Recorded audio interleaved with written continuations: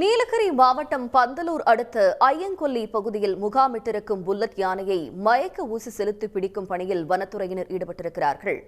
இது பற்றிய கூடுதல் விவரங்களை தருவதற்காக ஆல்வின் சுரேஷ் இணைக்கிறார். ஆல்வின், விவரங்கள்.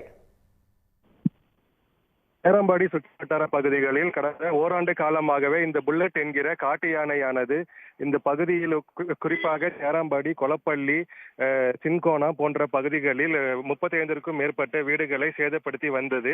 நேற்று பார்த்தோம் என்றால் நேற்று இரவு ஐயங்குள்ளி மூலக்கடை என்னும் பகுதியிலும் 3 வீடுகளை இந்த காட்டு யானை உடைத்து சேதப்படுத்தியது. இதனை அடுத்து இந்த புல்லட் என்கிற காட்டு யானையை பிடிப்பதற்காக மயக்க ஊசி செலுத்தி பிடிப்பதற்கான பணிகளானது இன்று முதல் துவங்கப்பட்டுள்ளது. தற்பொழுது 2 கும்கி யானைகள் வரவழைக்கப்பட்டுள்ளது. அது மட்டுமின்றி ட்ரோன் கேமராக்கள் மூலமாகவும் கண்காணித்து வருகின்றனர். தற்பொழுது இந்த காட்டு யானையானது மூலக்கடை என்னும் பகுதியில் இருக்கக்கூடிய வனப்பகுதியில் காட்டு யானை இருப்பதை தற்பொழுது கண்டறிந்துள்ளனர். ட்ரோன் கேமராக்கள் மூலமாகவும் கண்காணித்து வருகின்றனர். அது மட்டுமின்றி முதுமலை பகுதியில் இருந்து மற்றொரு கும்கி யானையான விஜய் என்ற கும்கி யானையும் வரவழைக்கப்பட்டுள்ளது. தற்பொழுது அந்த கும்கி யானையானது வந்து கொண்டிருக்கிறது.